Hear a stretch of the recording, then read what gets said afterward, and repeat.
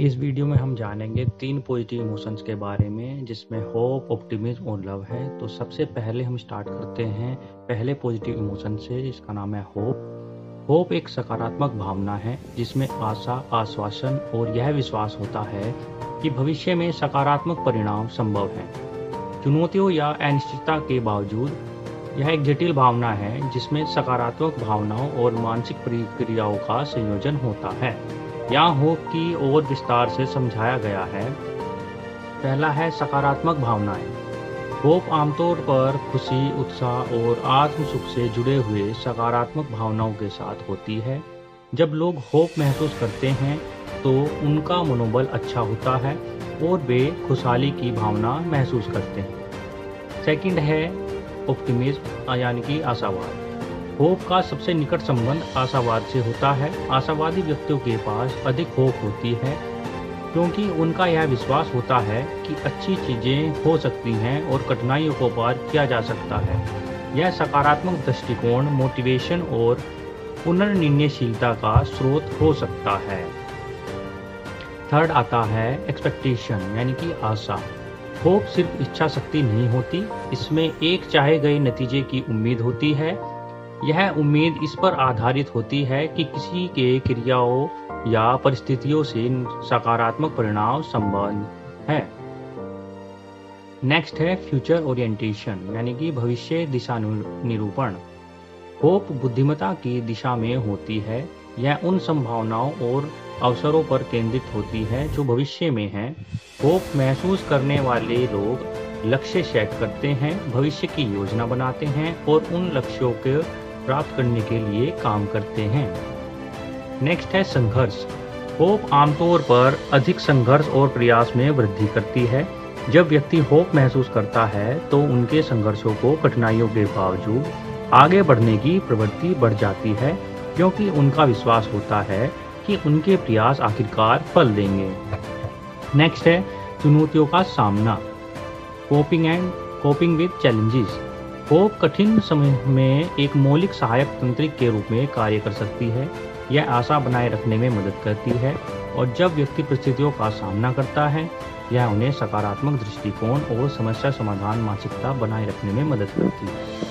Next है sources of hope यानी कि होप के स्रोत। होप कई स्रोतों से उत्पन्न हो सकती है, जैसे कि चुनौतियों को पार करने के लिए व्यक्तिगत अनुभव, दूसरों के समर्थन, धर्म या आश्वासन और अपनी क्षमताओं में विश्वास। नेक्स्ट है मेजरिंग होप यानी कि होप की मापन। मनोवैज्ञानिकों ने होप को मापने और अध्ययन करने के लिए विभिन्न उपकरण विकसित किए हैं, जैसे कि होपफुलनेस की स्तर की जांच करने वाली प्रश्न पत्रिकाएं। ये मापन साक्षरता की, व्यक्ति की भलाई और पुनर्निर्णयशीलता के बारे में जानकारी प्रदान कर सकते हैं।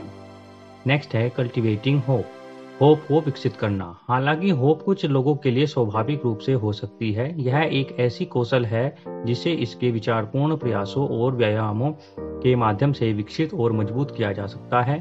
सकारात्मक मनोविज्ञान प्रयोग, लक्ष्य निर्धारण और मानसिक व्यवहारिक चिकित्सा कुछ ऐसे तरीके हैं जो व्यक्तियों को होप की भावना विकसित करने और मजबूत करने में मदद कर सकते हैं।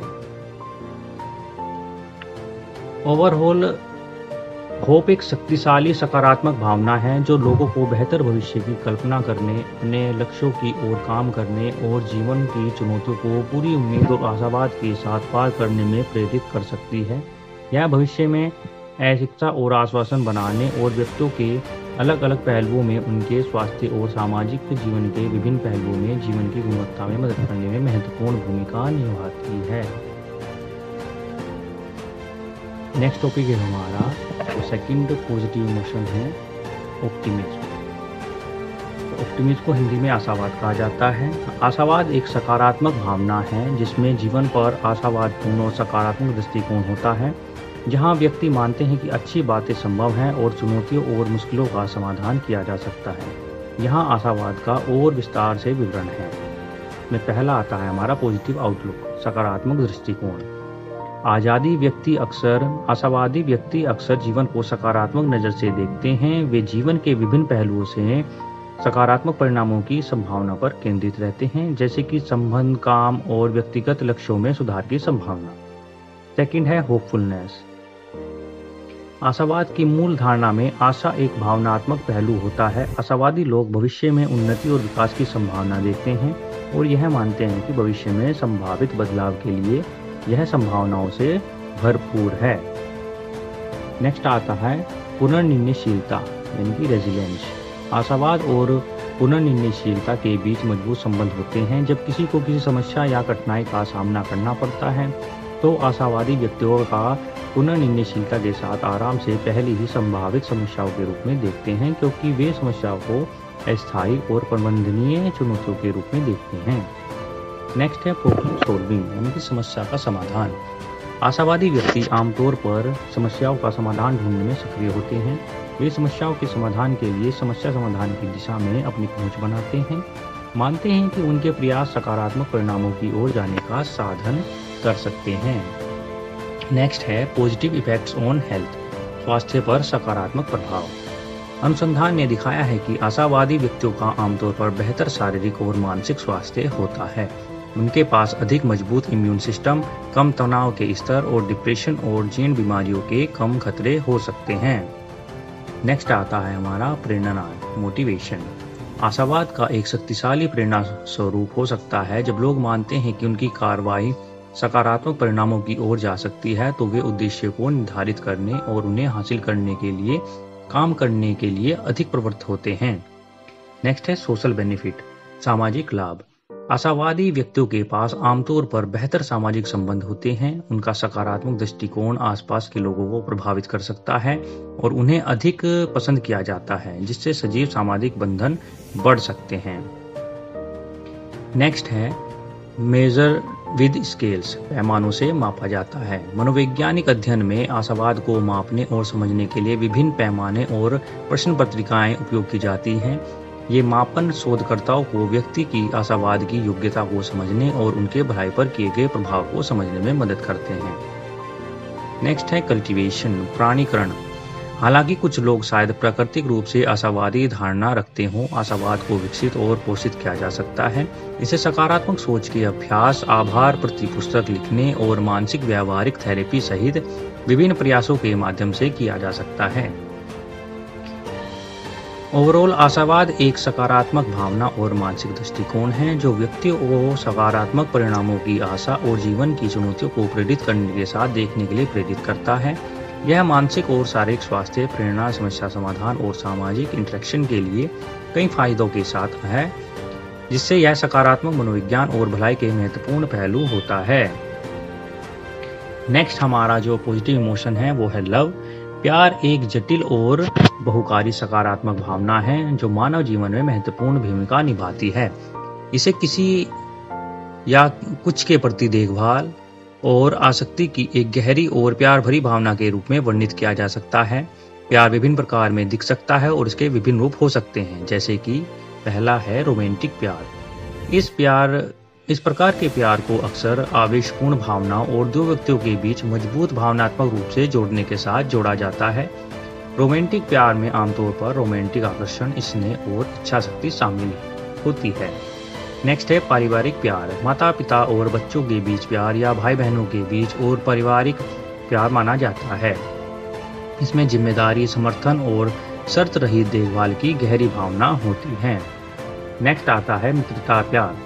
प्यार दोस्ती में भी मौजूद हो सकता है, जहां व्यक्तियों के बीच मजबूत बंधन, विश्वास और स्नेह होता है। मित्रता प्यार अक्सर साझा रूपी अनुभव और संगत समझ पर आधारित होता है।